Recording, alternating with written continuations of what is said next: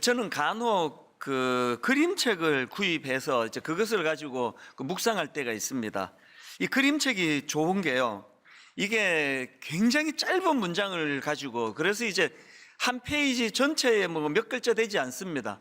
이게 이제 엑기스만 가지고 설명해 나가기 때문에 그게 제가 이제 묵상할 때 참 도움이 될 때가 있습니다. 최근에도 나는 기다립니다 이런 제목의 그림책을 가지고 이제 이거를 갖고 다니면서 가방에 넣고 다니면서 읽어보고 또 묵상도 하고 그랬었는데요. 이 책은 기다림이라는 것을 매개로 해서 이제 한 사람의 쭉 일생을 짚어 나가는데 굉장히 인상적이었습니다. 그러니까 페이지를 딱 열면 이제 갓난 아기 때 기다리는 게 나오는데요, 문장이 딱 이렇게 시작합니다. 나는 기다립니다. 어서 키가 크기를. 이게 한 장의 전부예요. 이게 그림으로 꽉 차 있고, 그래서 그 다음 페이지를 넘기면은 이런 내용이 나옵니다. 나는 기다립니다. 잠들기 전 나에게 와서 뽀뽀해 주기를. 이 어린 아기에게 기다리는 마음을 이렇게 딱 몇 마디로 묘사할 수 있는 게 대단한 것 같아요. 이런 식으로 이제 쭉 나가는데요, 이제 제가 몇 군데만 읽어 드릴게요. 그리고 이제 세월이 흘렀습니다. 이제 사춘기가 지나고 뭐 이런 과정인 같아요. 이제 어떤 페이지에 이렇게 내용이 나옵니다. 나는 기다립니다. 사랑을. 나는 기다립니다. 영화가 시작되기를. 나는 기다립니다. 한 통의 편지를. 나는 기다립니다. 좋아요라는 그 사람의 대답을. 느낌이 막 오죠? 이 청혼하고 데이트하고 같이 영화 보고 이런 내용을 이 기다림이라는 걸 매개로 쭉 설명을 하는데요, 이제 그 다음에 보니까 이제 결혼을 했습니다. 또 이런 내용입니다. 나는 기다립니다. 우리 아기를. 나는 기다립니다. 곧 태어날 아기와의 만남을. 나는 기다립니다. 아이들이 자라나기를. 아기를 기다리고 또 임신을 하고 태중에서 아기를 위하여 축복하고 기도하고 아기가 이 땅에 태어나고 그 아이가 잘 자라고, 이 모든 걸 기다림이라는 걸 쭉 설명하는 거거든요. 그리고 이제 또 세월이 좀 흘렀습니다. 이번에는 아내가 아픈 것 같아요. 나는 기다립니다. 괜찮습니다라는 의사의 말을. 나는 기다립니다. 이 사람이 더 이상 아프지 않기를. 이렇게 이제 쭉 한 인생을 기다립니다라는 것을 매개로 설명을 하고요, 맨 마지막 이렇게 끝이 납니다. 나는 기다립니다. 다시 봄이 오기를. 연세 드신 어른들에게 있어서의 소망과 기다림을 이렇게 함축적으로 설명해 놓은 게 되게 마음에, 야, 이 대단하다 그런 생각을 했거든요. 제가 이런 식으로 이제 이 기다림을 매개로 해서 한 인생을 연결 지어가는 이 그림책을 여러 번 들여다보면서, 아, 맞다. 인생은 다른 말로 요약하라면 기다림의 연속 아닙니까? 뭐 지난 시간을 돌아보면은 뭐 크고 작은 기다림, 뭐 식당 가서 뭘 주문해 놓고 그 밥을 기다리는 이런 아주 사소한 것부터 시작해가지고 결혼을 앞두고 내내 기다리고 이런 기다림의 연속을 잘 설명했는데요, 제가 최근에 왜 이 그림책을 가지고 묵상을 했느냐 하니까, 이제 오늘부터 다시 이제 이 아브라함에 대해 살펴보러 가는데요, 오늘은 아브라함의 아내 사라가 주인공입니다. 이 아브라함의 아내 사라가 이 기다림과 관련해서 어려움을 겪고 있는 게 오늘 살펴볼 본문 내용이기 때문에 그렇습니다.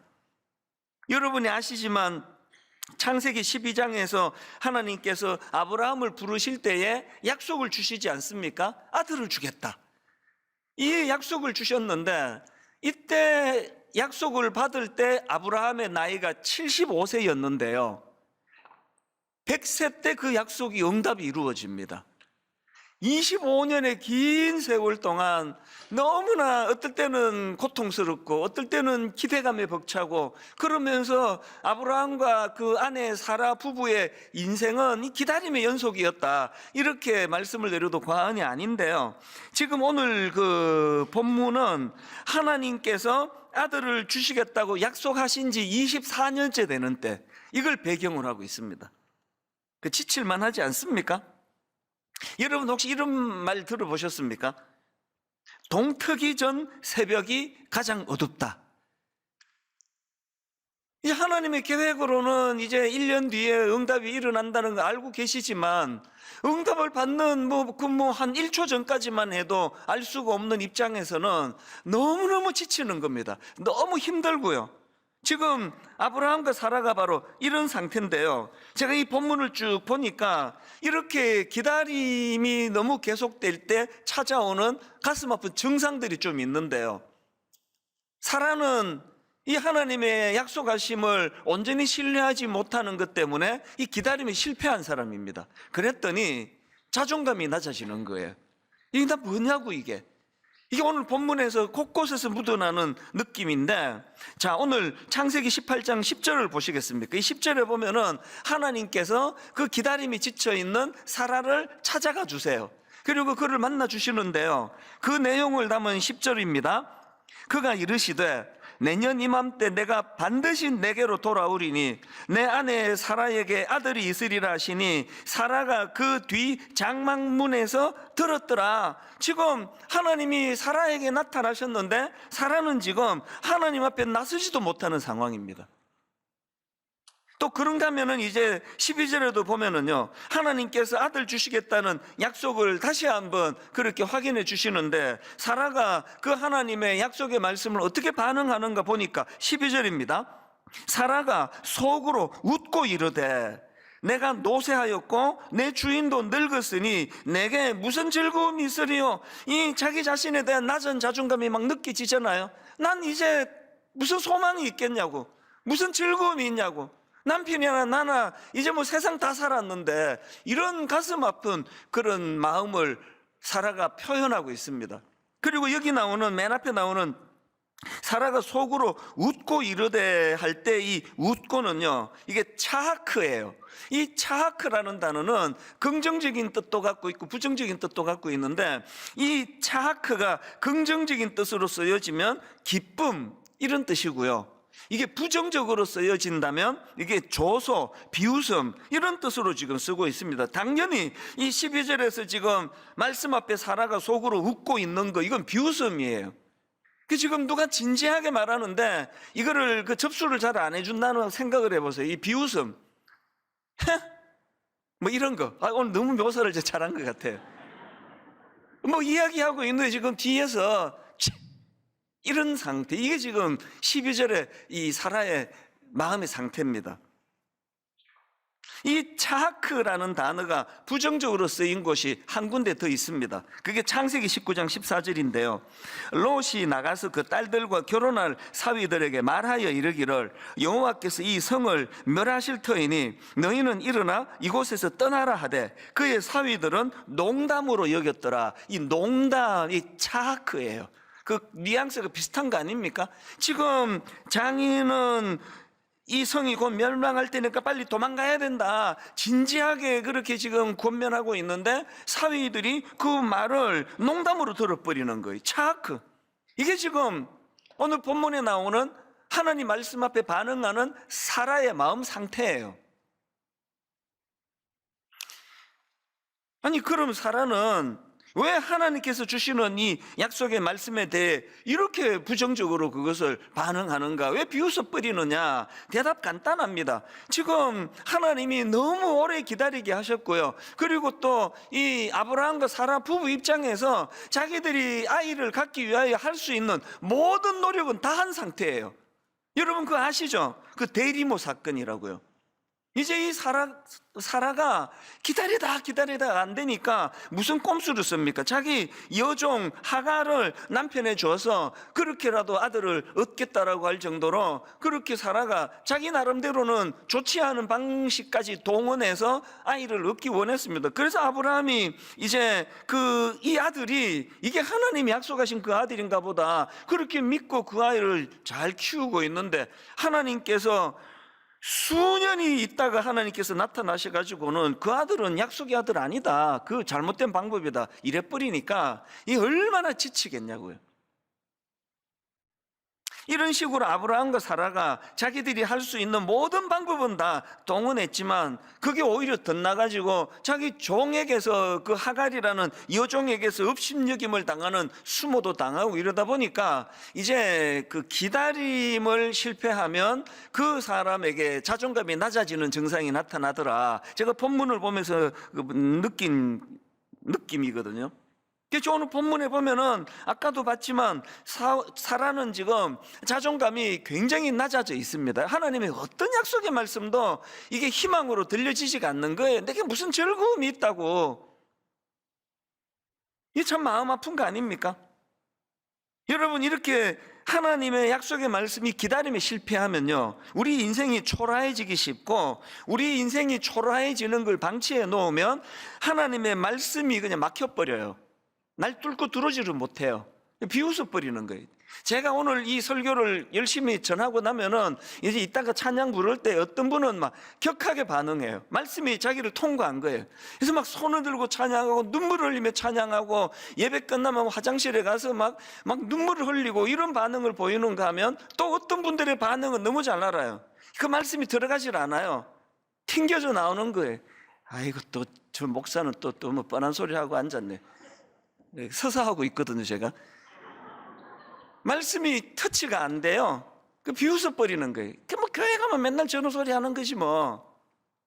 이런 상황을 쭉 이제 사라를 보면서 제가 참 마음 아프게 생각하는데요. 그런데 여러분, 성경에 보면은 이런 부정적인 사라와 전혀 다른, 너무나 이 하나님의 기다림이 더디 오는 것에 대하여서도 거기서 희망을 찾는 사람을 저는 알고 있는데요. 신약에 나오는 시므온이라는 할아버지입니다. 저는 12월이 되고 크리스마스가 가까워오면 이 시므온 생각이 자주 납니다. 자, 누가복음 2장에 이 시므온에 대한 내용이 나옵니다. 25절부터 보십시오. 예루살렘에 시므온이라는 사람이 있으니 이 사람은 의롭고 경건하여 이스라엘의 위로를 기다리는 자라. 성령이 그 위에 계시더라. 그가 왜 이제 메시아 다시 오실 주님을 기다리고 있었나 보니까 26절입니다. 그가 주의 그리스도를 보기 전에는 죽지 아니하리라는 성령의 지시를 받았더니, 이걸 우리식으로 조금 더 의역해서 설명을 하자면, 성령님이 뭘 약속했습니까? 네 생애에 메시아를 보게 될 것이다, 이 약속을 받았단 말이에요. 그러니까 지금 본문에 나오는 아브라함의 아내 사라하고 여기 나오는 시므온 할아버지하고 공통점이 있는데, 하나님의 그 기다림의 약속을 받은 거예요. 그리고 또 공통점이 뭡니까? 둘 다 응답이 막 너무 늦는 거예요. 그래서 이 사라하고 시므온의 공통점이 둘 다 늙어버렸어요. 겉으로 보기에 굉장히 뭐 갖춘 것도 별로 없는 그 초라한 인생이 돼버렸는데요. 여기에서 결정적인 차이가 나타나는 게 뭐냐? 시므온은 비록 겉은 나이가 들고 초라해지고 그것 때문에 갖춘 게 별로 없는 존재라 하더라도, 시므온은 한 번도 그것 때문에 자기가 초라해진 적이 없습니다. 약속의 말씀을 기다리는 것 때문에. 물론 사라도요, 나중에 그 자격을 잃은 자에게도 주시는 하나님의 은혜가 임했기 때문에 나중에는 사라도 응답을 받는 기쁨을 누렸고 시므온도 같이 누렸지만, 제가 발견한 거, 과정에서는 차이가 많이 나는 겁니다. 여기 지금 예수 그리스도를 영접하고 하나님의 자녀가 된 사람, 그 마지막 결과는 다 똑같습니다. 차이 안 납니다. 믿음 더 좋은 거, 믿음 좀 약한 거 차이 없습니다. 주님은 다 우리를 구원해 주시거든요. 그런데 똑같이 예수를 믿어도 과정에서 삶의 차이는 너무 많이 차이가 나더라는 거예요. 여러분, 저와 여러분 모두가 다 이런 하나님의 약속을 기다리는 사람들 아닙니까? 그러면 우리 앞에 두 갈래 길이 있는 거거든요. 하나는 사라가 걸어갔던 길이에요. 그 더디 오는 응답 때문에 늘 우울하고 자기 자신의 자존감이 낮고 나는 응답을 못 받았다, 그런데 나한테 즐거운 게 하나도 없다, 그렇게 우울한 길이 있고요. 시므온처럼 응답이 안 되는 그게 오히려 이분의 비전이에요. 하나님의 기다리라고 하신 약속은 반드시 응답이 된다. 그래서 연세가 드신 어른들, 나는 나이가 좀 많이 들었지만 내 생애에 가장 좋은 건 아직 안 왔다, 이 얼마나 놀라운 희망입니까? 저는 분당 우리 교회가 젊은 청년이 많이 모이는 교회라는 거 되게 감사합니다. 그리고 청년들이 꿈을 갖고 달려가는 그런 많은 청년들을 보면서 얼마나 제가 하나님께 감사합니다. 그러나 저는 또한 이제 이 가정을 위하여, 교회를 위하여 이런저런 맡겨진 일 때문에 충성을 다하시고 연세가 드신 우리 어른들이 이 교회에 저는 많기를 바랍니다. 우리 어른들이 이 교회에서 꿈꾸기를 바랍니다. 시므온처럼 아직 응답되지 않은 그 어떤 것을 놓고 오히려 이것이 내게 희망이다, 내 인생에 가장 좋은 것은 오지 않았다, 이렇게 감격하며 기다리는 시므온의 길로 나아가는 어른들이 많이 모인 교회가 되기를 바랍니다. 이게 사라와 시므온의 결정적인 차이라는 겁니다. 그래서 저는요, 오늘도 하나님 앞에서 기다리다가 사라와 같이 지치신 분, 응답이 너무 늦어지는 바람에 마음이 낙심이 되고 내가 초라해지고, 그래서 이 초라한 걸 또 방치했더니 말씀이 더 이상 나를 통과하지 못하는 이런 아픈 상황에 놓여 있는 분들이 계시다면 여러분, 그 방치하시면 안 됩니다. 그거 반드시 뚫어내야 돼요. 그래서 제가 오늘 이렇게 기다림에 지쳐 초라해질 때 우리가 해야 되는 두 가지를 여러분들에게 좀 전하고 싶은데요. 여러분, 기다리다 지쳐 초라할 때는 이때가 어떤 때라고 인정해야 되는가 하니까 지금이야말로 약속의 말씀을 상기해야 될 때예요. 왜 이런 생각을 제가 하게 됐냐 하니까 하나님께서 낙심한 사라를 찾아주시잖아요. 그게 본문 9절입니다.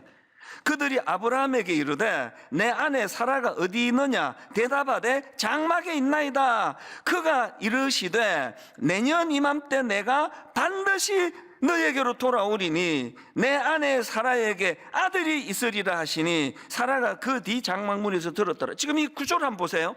지금 하나님께서는 낙심해 있는 우울하고 자기 자존감이 너무나 낮아진 이 사라를 방치하지 않으시고 찾아주세요. 근데 왜 찾아주셨냐 보니까 이 말씀을 주시기 위해서예요. 네 안에 사라에게 아들이 있을 것이다, 어떤 상황에서 이 약속 반드시 지켜진다, 이 말씀을 사라에게 꼭 전해주기를 하나님 원하시는 거거든요. 무슨 뜻인지 아시겠죠? 약속이 더디 와서 낙심이 되어 있는 분 계세요? 약속이 너무 더디 오는 바람에 하나님의 약속이 기다림에 실패하고 마음이 우울하고 자존감이 낮은 분 계시다면 여러분, 지금이야말로 이 약속의 말씀을 상기할 때예요. 그 말씀을 더 가까이 붙잡을 때입니다. 하나님의 이 약속의 말씀, 사실 여러분, 이 말씀은 사라 입장에서는요, 이게 뭐 그냥 이게 한두 번 하신 말씀이 아니잖아요. 수없이 반복해서 주신 말씀이거든요. 바로 그 앞에 17장에서도 또 말씀해 주셨습니다. 바로 얼마 전에도 창세기 17장 19절에서 하나님이 이르시되 아니라 내 아내 사라가 내게 아들을 낳으리니 너는 그 이름을 이삭이라 하라. 아니, 최근에도 이 말씀을 주셨는데 이거를 잘못 들으면은요, 지금 그 장막 뒤에서 이거 숨어서 그 얘기를 듣던 사라 입장에서는 또 이제 이게 부정적이 될 수 있잖아요. 아니, 뭐 새로운 게 하나도 없네, 뭐 뻔한 이야기, 이거 지난번에 했잖아 그거. 이게 내가 어떻게 위로가 되겠냐고. 그런데 여러분, 여기에서 우리가 교정해야 될 중요한 생각에 오류가 있는 거예요. 하나님의 말씀은요, 우리가 낙심이 되고 지치고 힘들 때 어떤 대단한 어떤 누구를 찾아가서 머리 내밀고 막 그냥 기도해 달라고 하는 것보다, 어떤 몰랐던 뭐를 깨닫는 것보다 우리가 이렇게 침체가 되고 지치고 초라해지면은 가장 기본으로 돌아가는 거예요. 한 구절 묵상, 내년에 온 교회적으로 이거에다가 우리가 지금 또 수준도 더 퀄리티도 높이고 지금 여러 가지로 준비 중인데요, 여러분 마음이 지치고 낙심이 되면 가장 기본적인 거, 하나님의 말씀을 다시 회복하고 말씀을 상기하는 그런 여러분들이 되시기를 바랍니다. 지난주 저는요, 우리 교회에 그 브라보 시니어 부서가 있습니다. 이제 65세 이상, 이제 75세, 74세까지 어른들 모임인데요, 제가 브라보 시니어 가서 막 강하게 강조했습니다. 이게 세월이 흐르면 사람은 자꾸 위축이 돼요. 자꾸 이제 몸에 힘이 빠지고 피부도 노화되고 옛날에 막 잘 나가던 시절에 그런 에너지도 잘 안 나오고 그러기 때문에 제가 그 65세 이상 그 모임 가서 막 강하게 부탁을 했습니다. 절대 여기에 지지 말라고, 절대 자기를 위축시키지 말라고, 초라한 거 아니라고, 싸워야 된다고 막 굉장히 강조했습니다. 여러분, 사도 바울을 보십시오. 고린도후서 4장 8절부터 우리가 사방으로 우겨쌈을 당하여도 쌓이지 아니하며 답답한 일을 당하여도 낙심하지 아니하며 박해를 받아도 버림받지 아니하며 거꾸로뜨림을 당하여도 망하지 아니하고 방치 안 하겠다는 거예요. 위축되지 않겠다는 거예요. 요즘으로 치면 그냥 그 안티들이 바울을 잡아 죽이려고 달려드는 이런 상황이지만 거기에 내가 결단코 굴복하지 않겠다. 다시 말씀드립니다. 무엇에 위축돼 계세요? 약속이 잘 응답이 안 되십니까? 여러분, 꿈꾸고 있는 일들이 잘 안 풀려지세요? 거기에 넘어가면 안 됩니다. 싸워야 돼요. 끝까지 싸우셔야 됩니다. 그래서 저는요, 이 사라와 같이 삶의 위기가 오고 또 우울하고 어두워지면 저는 누가복음 5장 5절을 좀 상기하셨으면 좋겠습니다. 누가복음 5장 5절에 베드로의 이 너무나 무기력한 상황을 지금 이렇게 묘사합니다. 시몬이 대답하여 이르되 선생님, 우리들이 밤이 새도록 수고하였으되 잡은 것이 없지만은, 지금 이 상황이 여러분들이 자주 겪는 상황 아닙니까? 이거 어떤 분 뭐 이렇게 빗대서 설명할 수 있잖아요. 막 있는 돈 없는 돈 다 끌어모아 가지고 지금 뭐 치킨 가게를 하나 여셨어요. 근데 뭐 손님 한 사람 오지 않는 상황 아닙니까? 지금 이게 너무나 낙심된 상황이에요. 그런데 이 낙심된 상황에서 우리가 예수 믿는다는 것의 의미가 뭔지 아십니까? 여러분, 누가복음 5장 5절 끝까지 한번 읽어드릴게요. 한번 들어보세요. 시몬이 대답하여 이르되 선생님, 우리들이 밤이 새도록 수고하였으되 잡은 것이 한 마리도 없지만 말씀에 의지하여 내가 그물을 내리리이다. 여러분, 이렇게 베드로처럼 일 잘 안 풀리고 가게 오픈했는데 매상은 안 오르고 직장에 취직했더니 또 금방 또 이 직장에서 나가야 되는 이런 상황이 주어지고 할 때는, 그때는 어떤 때라고요? 말씀을 의지할 때예요. 그때는, 여러분, 그때는 진짜 말씀을 의지할 때입니다. 말씀에 의지하여 내가 그물을 내리리이다. 요셉도 마찬가지거든요. 여러분, 그 시편 105편에 보면 요셉의 삶을 이렇게 묘사합니다. 17절부터 보십시오. 그가 한 사람을 앞서 보내셨으며 요셉이 종으로 팔렸도다. 그의 발은 착고를 차고 그의 몸은 쇠사슬에 매였으니 곧 여호와의 말씀이 응할 때까지라. 그 다음 보세요. 그의 말씀이 그를 단련하였도다. 아니, 어떡합니까? 기왕에 그 저질 배다른 형제들 때문에 팔려가지고 애굽으로 갚으린 걸요. 그 어떡합니까? 거기서도 또 만나도 그 이상한 그 여자를 만나가지고 그냥 감옥에 들어가는 모함을 당한 게 이게 현실인데 어떡하겠냐고요. 그런 현실 앞에서 요셉을 어떻게 묘사합니까? 그의 말씀이 그를 단련하시도다. 이 위기 가운데 감옥에 들어가 있는 그 상황에서도 말씀이 계속 그에게 공급되고 그 말씀이 이루어졌기 때문에 그 모든 요셉의 불행이 재료가 돼가지고 가장 놀라운 성공을 이루어낸 거 아닙니까? 이거 중요한 표현 아닙니까? 요셉의 불행이, 모든 요셉의 불행이 재료가 돼서 오히려 이것이 요셉을 놀라운 하나님의 사람으로 만들 수 있게 된 그것이 뭘로 버무렸기 때문이에요. 요셉의 그 수많은 파편적인 불행을 말씀으로 버무렸더니 그 말씀이 이것들로 하여금 요셉의 불행이 너무나 아름다운 축복의 통로가 됐다는 거거든요. 오늘 저는 정말 여러분 진심으로 부탁합니다. 말씀을 비웃음으로 듣지 말아 주시기를 바라요. 말씀을 그냥 쳐내지 마세요. 오늘 여러분 안 그래도 우울하고 힘들고 또 마음에 그 답답한 이런 일들이 있다면 오늘 주의 말씀이 여러분의 침체된 마음을 갈아엎는 능력이 됨을 경험하는 예배가 되시기를 바랍니다. 이게 첫 번째예요. 그런가 하면 두 번째로, 여러분 기다림에 지쳐 초라해질 때는요, 그때는요 내 상황에 몰두하고 집중할 때가 아니라 하나님의 존재에 집중할 때입니다. 제가 하나님을 좀 더 객관적으로 묘사하고 싶어서 하나님의 존재라는 표현을 썼는데요, 제가 참 흥미로운 걸 본문에서 발견을 했습니다. 자, 본문 12절을 보십시오. 사라가 비웃습니다. 사라가 속으로 비웃고 이르되, 이 사라가 12절에서 비웃습니다. 그리고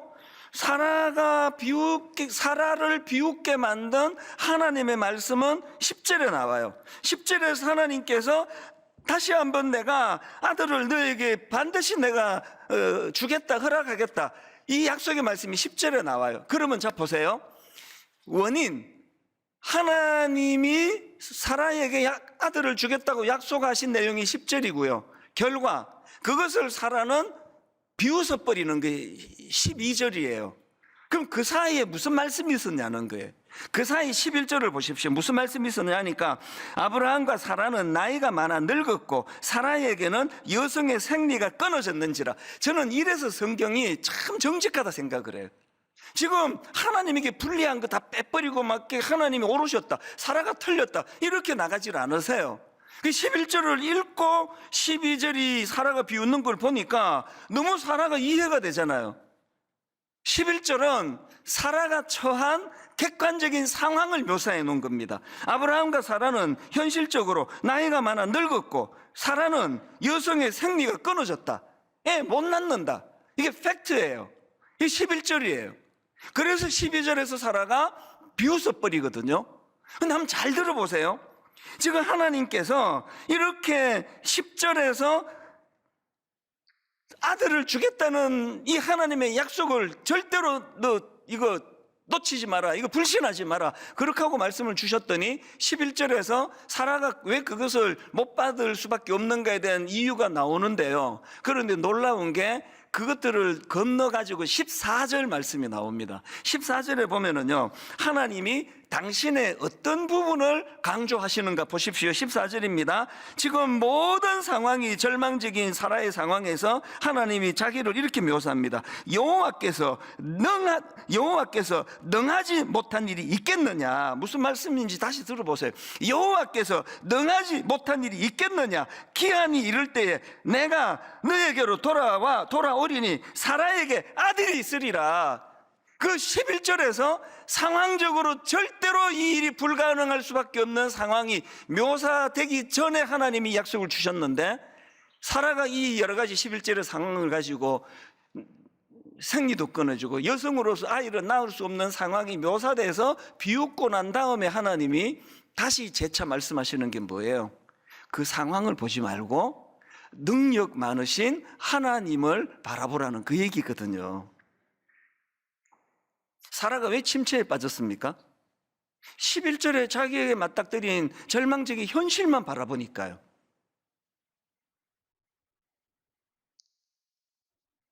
최근에 제가 아주 재밌는 기사를 하나 봤는데요. 이 뇌과학 이야기예요.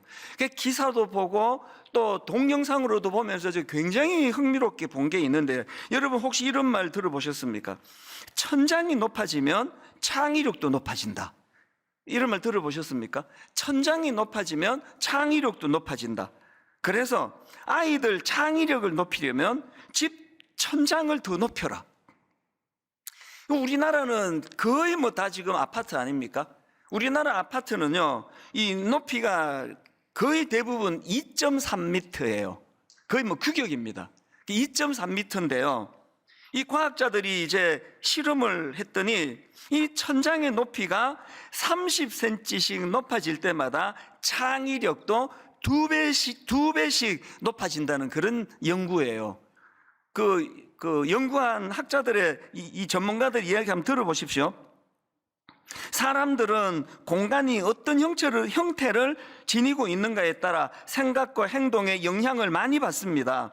낮은 천장에서는 우리가 공간을 좁게 해석하는 반면, 천장이 높으면 우리는 훨씬 더 넓게 공간을 해석하고 사고를 확장합니다. 이 천장의 높이와 창의력의 함수 관계를 연구했던 전문가가 미국의 조너스 소크 박사인데요. 이 조너스 소크 박사는 이 연구 끝에 이분이 연구소를 세울 때 천장 높이를 70cm를 높여서 3m로 그렇게 만든다는 겁니다. 이분이 시시한 분이 아니에요. 이 소크 연구소에서 지금까지 노벨상 수상자 5명이나 배출이 됐대요. 이분이 지금 그걸 연구하고 있는 거거든요. 그리고 미국의 미네소타 대학교의 조한 마이어스 레비 교수 팀에서도 천장의 높이가 인지사고 능력에 영향을 끼칠 수 있다, 이거를 연구하고 증명해낸 팀이에요. 그래서 우리나라에서도 지금 전문가들이 지금 실험으로 이거를 증명하고 있다, 이런 내용을 다루고 있는 기사였는데요, 제가 이거를 보고 확 떠오른 하나님 말씀이 하나 있었습니다. 하나님께서 아브라함에게 기다림의 꿈을 부어주시고 하나님이 아브라함에게 요구하신 창세기 13장 14절이요, 롯이 아브라함을 떠난 후 여호와께서 아브라함에게 이르시되 너는 눈을 들어 너 있는 곳에서 북쪽과 남쪽 그리고 동쪽과 서쪽을 바라보라. 보이는 땅을 내가 너와 내 자손에게 주리니 영원히 이르리라. 여러분, 제가 그 기사를 보면서 하나님의 창조 원리가 이런 거구나. 천장이 높아야 아이들이 창의력이 자라간다고 한다면, 오늘 우리가 이 아이들을 뭐 대학 보내느니 뭐 어쩌니 그러면서 계속 지금 낮은 천장 아래로 이 아이들의 생각을 집중하게 만드는 어리석음을 부모들이 범하고 있다는 거거든요. 당장에 이 아이가 무슨 대학을 가느냐보다 더 중요한 건 넓은 천장에서 좁은 폭으로 바라보지 아니하고 폭넓은 시선을 가지고 큰 시야를 가지고 창의력을 가지고 살아가는, 이게 여러분 아시죠? 미국에서 뭐 그냥 좀 뭐 그냥 유명하다 성공했다면은 다 창업을 다 그 차고에서 했더라고요. 차고에서 뭐 거의 대부분이 다 차고에서, 스티브 잡스를 포함해 가지고. 그리고 이런 사람들의 꽤 많은 분들이 대학 중퇴해요. 하버드 다니다가 안 가. 왜? 뭘 발견했습니까? 이런 걸로 자기 인생이 결정되는 게 아니라, 상징적으로 말씀드리면 창문 높이로 창의력이 결정이 된다는 거예요. 예수 믿는 게 뭔지 아십니까? 몸은 2.3m에 그렇게 아파트에 살 수밖에 없지만 영은, 기도가 왜 중요합니까? 새벽에 제가 묵상을 왜 3시간 4시간씩 합니까? 그 시간은요, 창문 높이와 상관없이 살아계신 하나님의 위대한 높이까지 올라가는 시간이 저의 새벽인 줄 믿으시기를 바랍니다. 여러분, 우리가요 자꾸 거기에 지금 사라가 12절에 갇혀있는, 11절에 갇혀있는, 나는 뭐 경수도 끊어졌다, 나 애 못 낳는다, 뭐 나한테 뭔 즐거운 일이 있겠냐고. 하나님의 어떤 말씀이 선포돼도 말씀이 다 튕겨져 나와요. 뭐 이 말씀 듣고 어떤 사람은 평생의 꿈을 가지고 달려가는 그 시간에, 지금 이 시간에 어떤 분은요, 아이씨 오늘의 설교 왜 이렇게 길지? 뭐 저 사람 왜 이렇게 흥분하는 거야? 말씀이 튕겨져 나오는 분이 계세요. 그런 사람들에게 오늘 사라에게 주신 24절 말씀이 똑같이 전달되면 좋겠습니다. 여호와께 능하지 못한 일이 있겠느냐? 11절에 갇혀있는 사람들, 아브라함과 사라는 나이가 많아 늙었고 사라에게는 여성의 생리가 끊어졌는지라. 그래서 하나님이 14절에서 그걸 누가 모르냐, 그걸 네가 그 정도로 지금 나이가 들고 생리가 끊어지고 애를 낳을 수 없다는 걸 내가 그것도 모르고 얘기하겠냐고. 너의 그 모든 상황을 내가 다 알고 있다고. 다. 왜 11절에서 도대체 갇혀가지고 넌 어떻게 인생의 진도가 안 나가느냐고. 그게 14절이에요 여호와께 능하지 못한 일이 있겠느냐?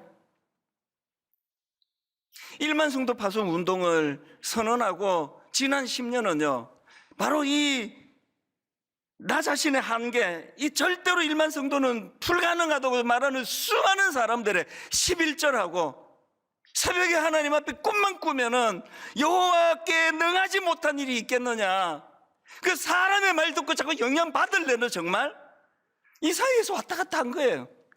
그 저의 지난 10년은요 뭐 그냥 냉탕과 온탕을 뭐 왔다 갔다 한 건데요, 오늘 여러분 이 결과를 말씀드릴 수 있게 돼서 저는 너무 감사합니다.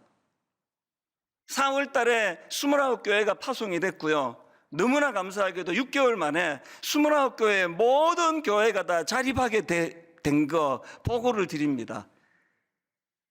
제가 믿음이 없어가지고 그 담임 목사가 자꾸 여기서 얼쩡거리면 이게 또 파송받아 가는데 결심에 지장이 될까봐 하나님께 또 어설픈 약속을 드렸잖아요.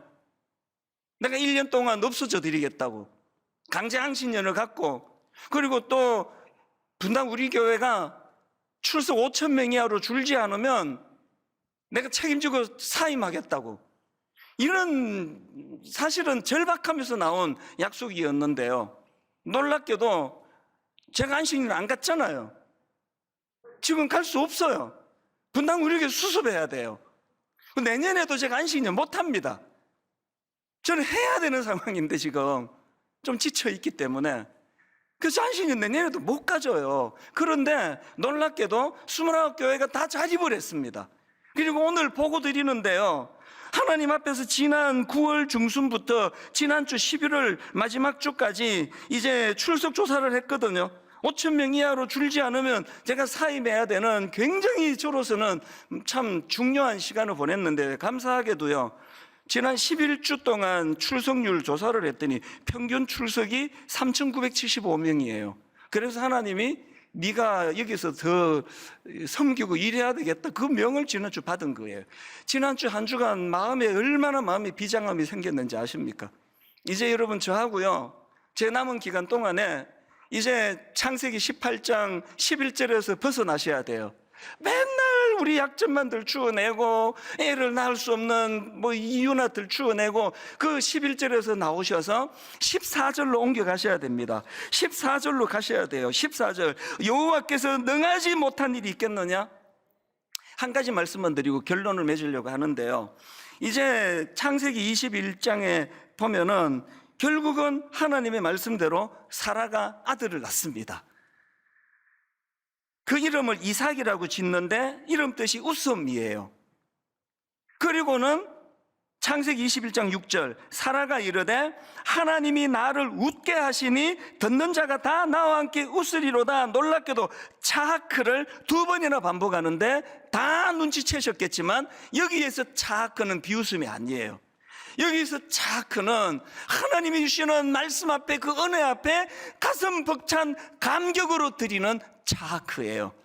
결론을 이렇게 맺습니다. 오늘 설교 제목을 이렇게 잡았는데요, 기어이 비웃는 사라를 웃게 만드시는 하나님이에요. 우울하고 자기는 초라하고 누구든지 자기에게 호의를 갖는 사람들에게는 비웃음으로 대할 수밖에 없는 사라를 기어이 웃게 만드시는 하나님. 이제 저하고 함께 여기 21장 6절 읽고 마칠게요. 사라가 이르되 하나님이 나를 웃게 하시니 듣는 자가 다 뭐라고요? 나와 함께 웃으리로다. 공동체로 주셨어요. 분당 우리 교회가 이제 2기에 창세기 21장 6절 먼저 나를 웃게 하시고 또 듣는 자가 나와 함께 다 웃는 하나님의 차하크 공동체가 이루어지기를 주님 이름으로 축복합니다. 모든 여러분의 가정 안에서 이런 역사가 일어날 줄로 믿습니다.